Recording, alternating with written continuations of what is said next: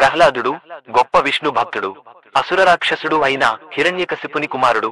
దేవతలకు బద్ధ శత్రువులైన రాక్షస జాతిలో జన్మించి తన తండ్రికి విరోధి అయిన శ్రీ మహావిష్ణువునే స్మరించి ముక్తి పొందినవాడు.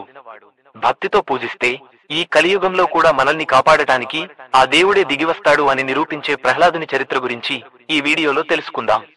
హిరణ్యకశిపుడు రాక్షసరాజు. తన సోదరుడు హిరణ్యాక్షుడు శ్రీహరి చేతిలో వరాహ రూపం ద్వారా మరణించినట్లు తెలుసుకున్న హిరణ్యకశిపుడు శ్రీహరిని మట్టుపెట్టాలంటే కొన్ని శక్తులు కావాలని బ్రహ్మ కోసమై ఘోర తపస్సు చేస్తాడు.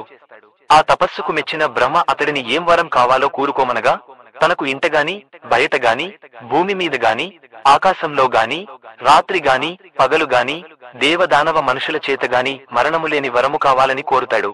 అప్పటి నుండి హిరణ్యకశిపుడు తనకు తిరుగులేదని తనకు మరణము లేదని విర్రవీగుతూ దేవతలను ఋషులను అనేక విధముల బాధింపసాగెను.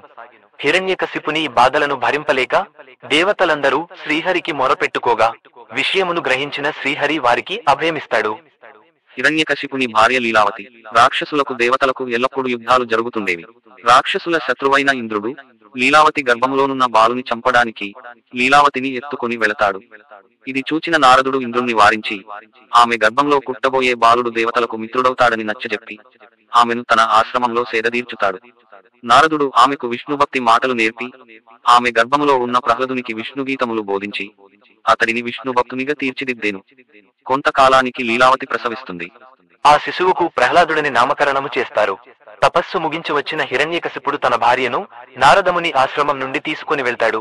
సమస్త లోకాలను జయించి దేవతలను బానిసలుగా చేసుకుని ఆ విష్ణువు కంటే తానే గొప్ప అనే అహంకారం నిలువెల్లా నిండినవాడై విష్ణు భక్తులను హింసిస్తూ విష్ణునామము కాకుండా తన నామము జపించాలి అని ముల్లోకాలను ఆదేశిస్తాడు.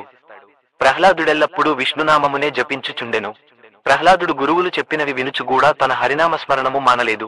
హిరణ్యకశిపుడు ప్రహ్లాదుని చదువు పరీక్షించదలచి అడుగగా చక్రహస్తుని ప్రకటించు చదువే చదువు అనుచు విష్ణు మహిమను గూర్చి ఉపన్యసించెను. అంతట రాక్షసరాజు గురువులపై కోపించగా వారతనిని మరల గురుకులమునకు తీసుకుపోయి రాక్షసోచిత విద్యలు నేర్పసాగిరి. తిరిగి కొన్నాళ్లకు మరల తండ్రి పరీక్షించగా ప్రహ్లాదుడు చదువులో మర్మమెల్ల చదివినాననుచు విష్ణుభక్తియే తరణోపాయమనెను. అది విని హిరణ్యకశిపుడు మహాకోపంతో భటులను పిలిచి వీనిని చంపమని ఆజ్ఞాపించెను. అంతటా ఆ భటులు ప్రహ్లాదుని శూలంతో పొడిచారు, పాములచే కరిపించారు, ఏనుగులతో తొక్కించారు. అయినా ప్రహ్లాదునికి కొంచెం కూడా హాని తలపెట్టలేకపోయారు.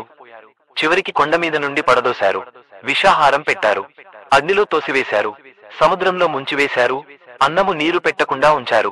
ఎన్ని చేసినను ప్రహ్లాదుడు చావలేదు సరికదా, హరినామస్మరణ మాత్రం మానలేదు.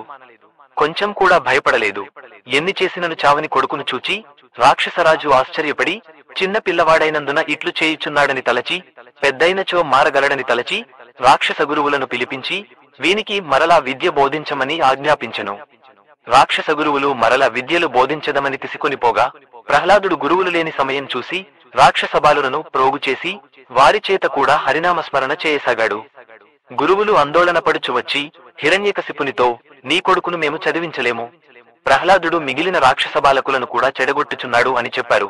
హిరణ్యకశిపుడు క్రోధముతో ప్రహ్లాదుని పిలిపించి నీవు స్మరించుచున్న ఆ శ్రీహరి అంత గొప్పవాడా, అయినచో ఆ శ్రీహరి ఎచ్చటనున్నడో చూపగలవా అని అడుగగా అప్పుడు ప్రహ్లాదుడు ఇందు గలడందులేడను సందేహము వలదు, చక్రీ సర్వోపగతుండు, ఎందందు వెదకి చూచిన అందందే కలడు దానవాగ్రణి అని సమాధానమిచ్చెను. దానికి దానవరాజు మరింత కోపోద్రుక్తుడైన వాడై అయినచో ఈ స్తంభమున వానిని చూపమనుచు ఒక స్తంభమును తన గదతో పగులగొట్టెను. దాని నుండి నరసింహస్వామి ఆవిర్భవించెను. స్తంభము నుండి నృసింహావతారమున వెలువడిన శ్రీ మహావిష్ణువు పగలు రాత్రి కాని సంధ్యా సమయమున ఇంటి బయట లోపల కాని గడపపై మానవ శరీరము జంతువు కాని నృసింహావతార రూపములో ఆయుధము లేకుండా తన వాడిగోళ్లతో హిరణ్యకశిపుని తన తొడలపై ఉంచి సంహరిస్తాడు.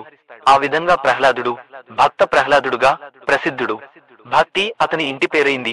భక్తికి నిర్వచనంగా పుట్టి భక్తితో పెరిగి భక్తి వలన కష్టాలను పడి ఆ కష్టాలను భక్తితో దాటి తరించిన చరిత్రే భక్త ప్రహ్లాదుని చరిత్ర.